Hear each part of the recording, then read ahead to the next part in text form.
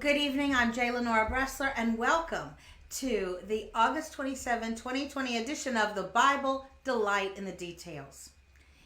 Today, I was at Mr. Carwash getting my car washed.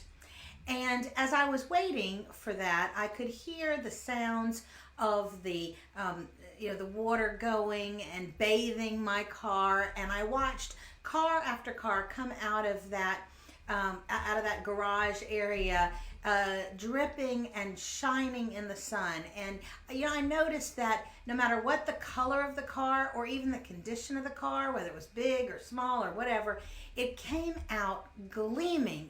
They looked beautiful. The colors caught the light of the sun of summer, and the paint jobs just shined or shone like diamonds. And then mine came out, and it also looked beautiful. And it got me to thinking about something. Some verses just popped into my mind.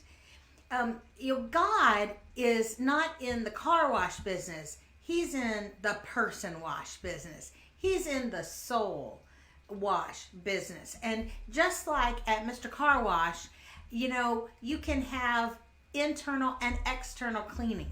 And that's what I get when I go. I have the external, but then I also have them vacuum out and clean the dashboard and all of that kind of thing.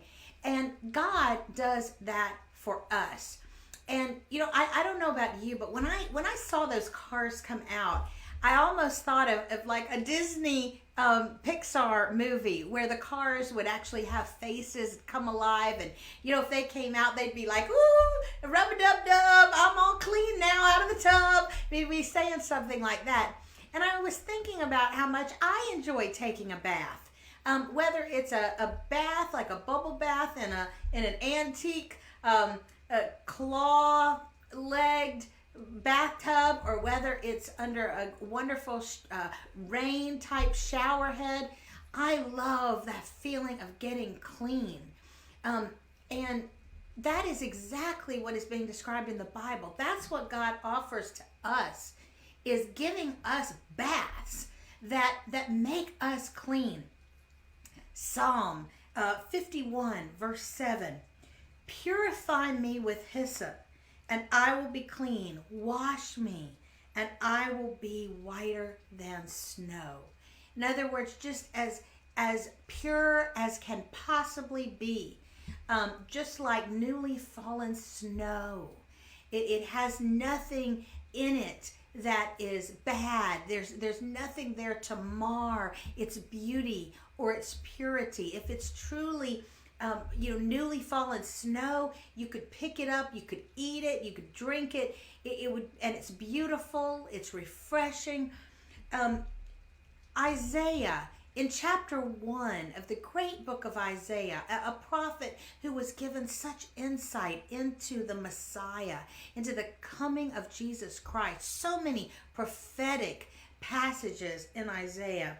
In chapter 1, right out of the bat, Isaiah has God talking to the people, and God is telling them how they've become wicked, and they're doing all kind of bad things. They're not being fair. They're not being just to people. There's violence, all kind of things that he is taking umbrage at, because of the way people are acting.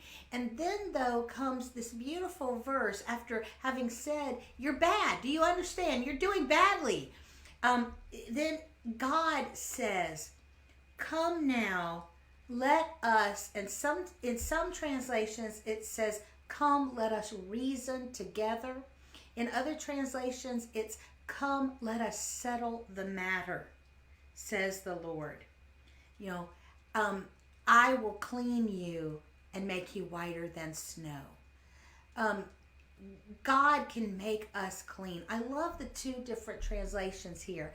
I love the idea of God saying, "Come, let us reason together. Let's reason this out. We've got a bad situation. You're in a mess. You don't even know what a big mess you've made of things, but there is a remedy." I love the idea of God wanting to to talk to us like a counselor would, because that is what he is. He is the great counselor.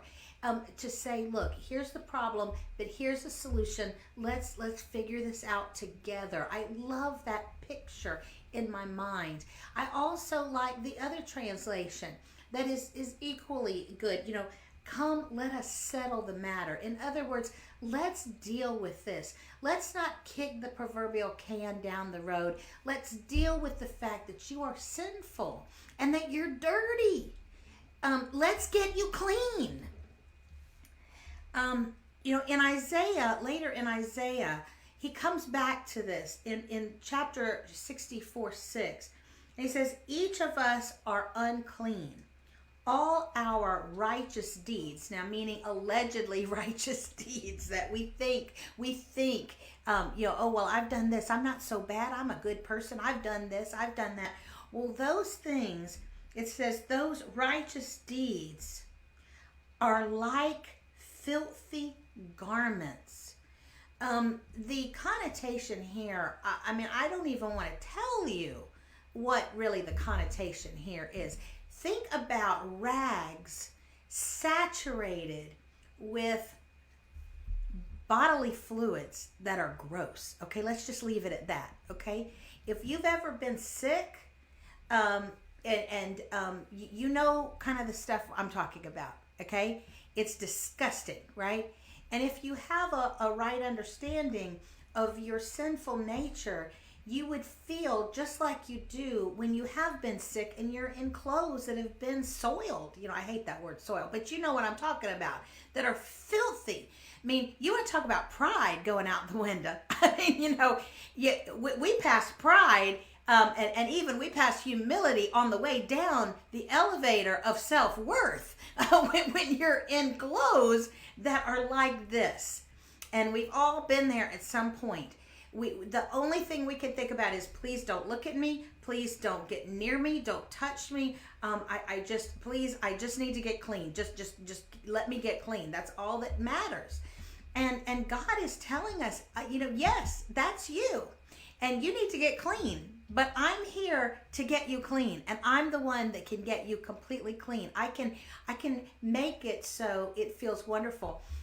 There is nothing to me so wonderful as when you are dirty. Maybe it's just from exertion. Maybe you've exercised a lot or worked in the yard, and you've sweated and you just feel grimy.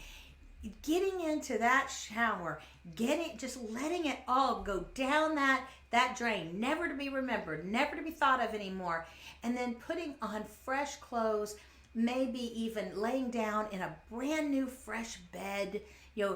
Clean head, clean hair, clean body, a clean bed. There's just, I just love it. And you probably do too.